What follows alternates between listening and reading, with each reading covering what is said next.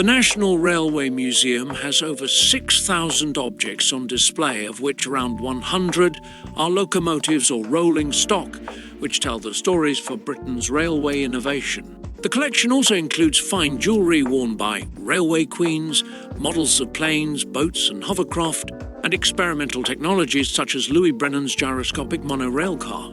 It is the largest museum of its type in Britain, attracting 782,000 visitors during the 2018 and 19 financial year. The largest in the world in terms of floor area of exhibition buildings is Cité du Train in the French town of Mulhouse, although this attracts far fewer visitors than the National Railway Museum.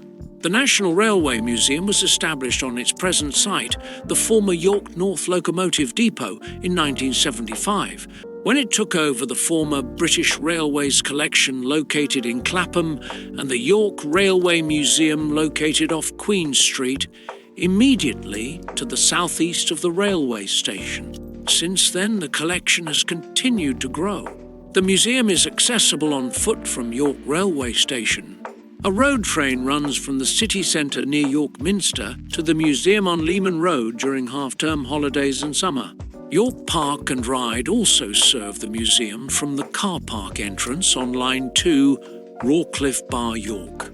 Admission to the museum has been free since 2001. It is open daily from 10 a.m. to 5 p.m. during February half-term holiday, then Wednesday to Sunday only from 10 a.m. to 5 p.m. Since January 3, 2023, the station hall is closed for new roofing, repair work and redecoration, with some of the exhibits displayed there closed, due to reopen late 2024.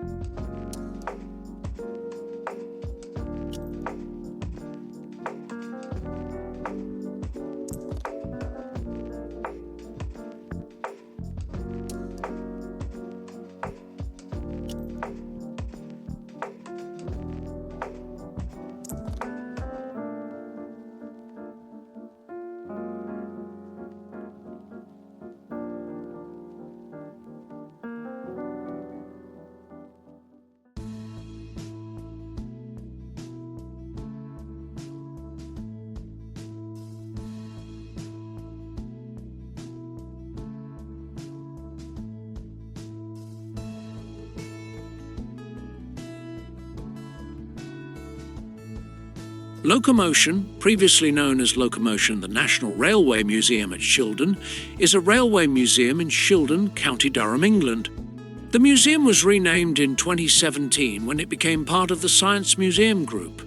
The museum was opened on October 22, 2004 by then Prime Minister and local MP Tony Blair. Built at a cost of £11.3 million, it is based on the former Timothy Hackworth Victorian Railway Museum. The museum is operated in partnership with Durham County Council and was expected to bring 60,000 visitors a year to the small town. However, during its first 6 months, the museum attracted 94,000 visits. Locomotion was shortlisted as one of the final 5 contenders in the Gulbenkian Prize, which is the largest arts prize in the United Kingdom. The museum is home to several locomotives from the National Collection, including a replica of Timothy Hackworth's Sarsaparille. The original engine, built to compete in the Rainhill trials, is also at Shildon. The trials were to decide which engine should operate the passenger railway between Liverpool and Manchester. After a 175 years absence from the town, the locomotive was returned and is displayed in the collection building.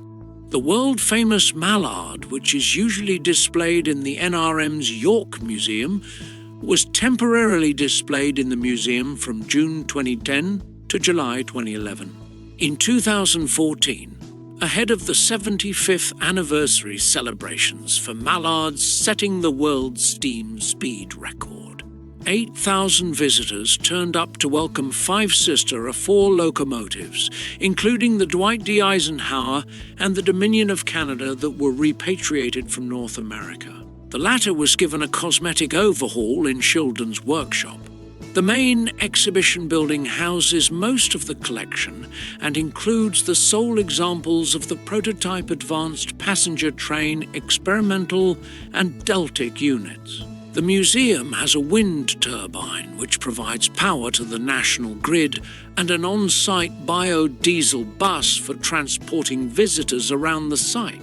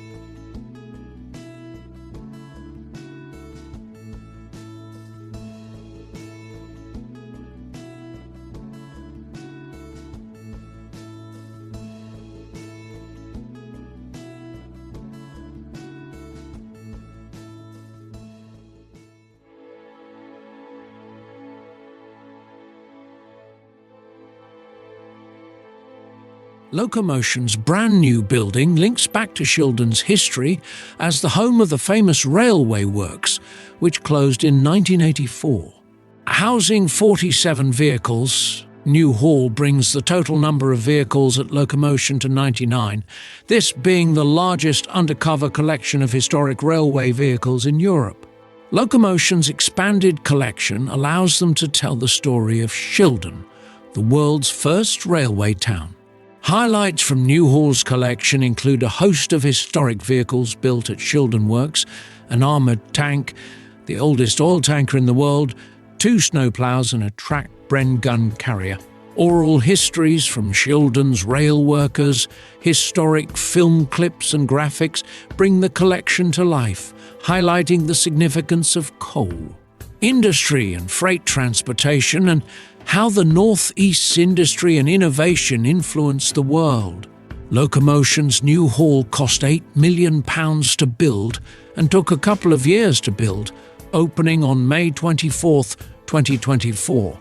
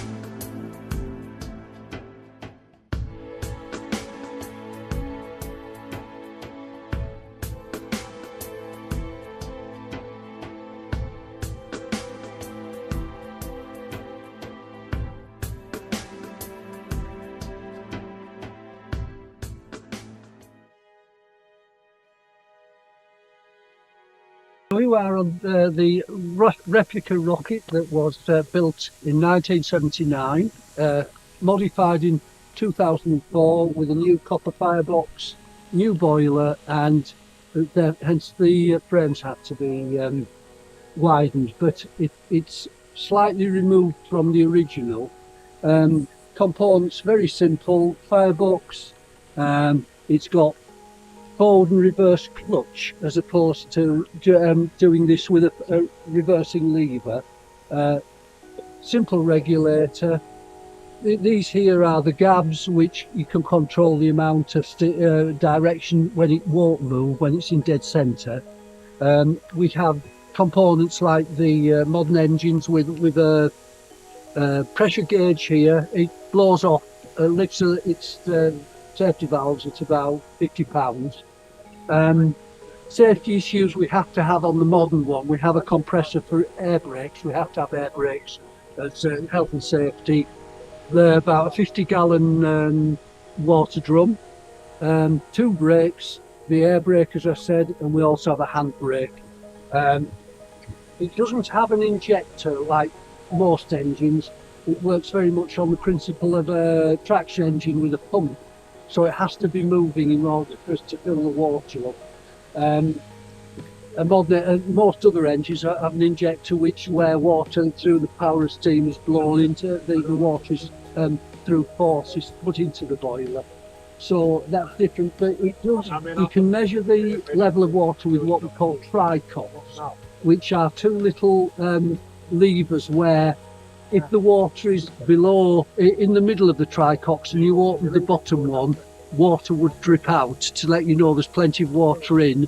Or if it was above that and you open the top one, that shows there's a lot of water in. So, but you also have the gauge glasses. These are the protectors, but here we have a glass with water in it that shows us our level of water, which is the level down the boiler. And if I just move that there, you can see the water moves down like that. And you have a black and white frame behind, and the water refracts, so it turns the other way to show the water. One element you need to look for as you're travelling along to ensure you must have enough water, and it does bounce up and down. So if I was going downhill, that might be full, but if I was going uphill, no, rather if I was going uphill, it would be full. If I'm going downhill, the water would flow to the front. Hence, if you look at a modern engine, some of the more modern ones, they have a tapered boiler. That was to stop the water flowing, washing around, so you didn't get, so it didn't disappear as much.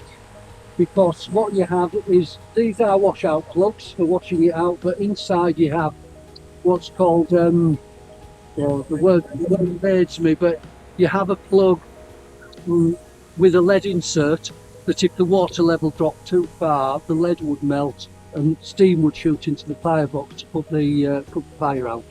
Not recommended. It was a sackable offence in the old days. This is the safety valve. Every engine has a safety valve. That when you reach the pressure, you have a red line on this gauge here, and if it goes above there, the safety valve will lift rather than the boiler blow.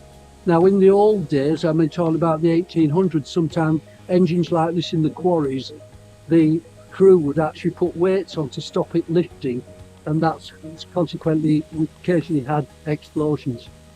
So that's basically it in a nutshell.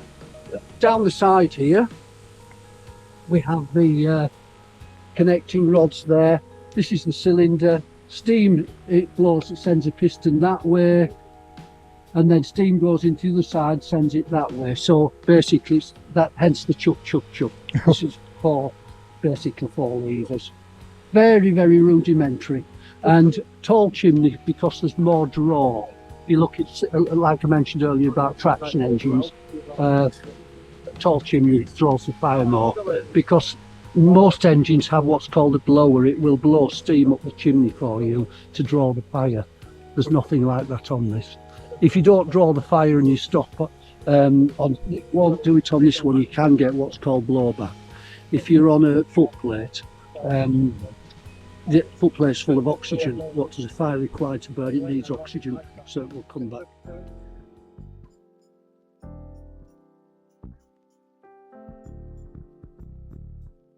Hopetown, Darlington, previously known as Head of Steam and formerly known as the Darlington Railway Centre and Museum, is a railway museum located on the 1825 route of the Stockton and Darlington Railway, which was the world's first steam-powered passenger railway. It is based inside the station building at the North Road Railway Station. Its exhibits are devoted to the area formerly served by the North Eastern Railway, with a particular focus on the Stockton and Darlington Railway and the railway industry of Darlington. In 2022, plans were submitted to expand the museum as part of the Railway Heritage Quarter. In December 2023, the museum temporarily closed its doors to undergo a £35 million redevelopment. In October 2023, Darlington's Rail Heritage Quarter was renamed from Head of Steam to Hopetown, Darlington, after the area of Darlington in which it is situated, which is so named due to the location of the historic Hopetown Carriage Works and Hopetown Foundry. Hopetown, Darlington is a 7.5-acre site encompassing the former Head of Steam, now renamed North Road Station Museum, an exhibition hall for blockbuster exhibitions, a 4D virtual reality time travel ride, an adventure play park, a cafe, shop and events field for festivals and events, as well as on-site partners including the A1 Steam Locomotive Trust and Darlington Railway Preservation Society. Hopetown, Darlington reopened to the public in July 2024.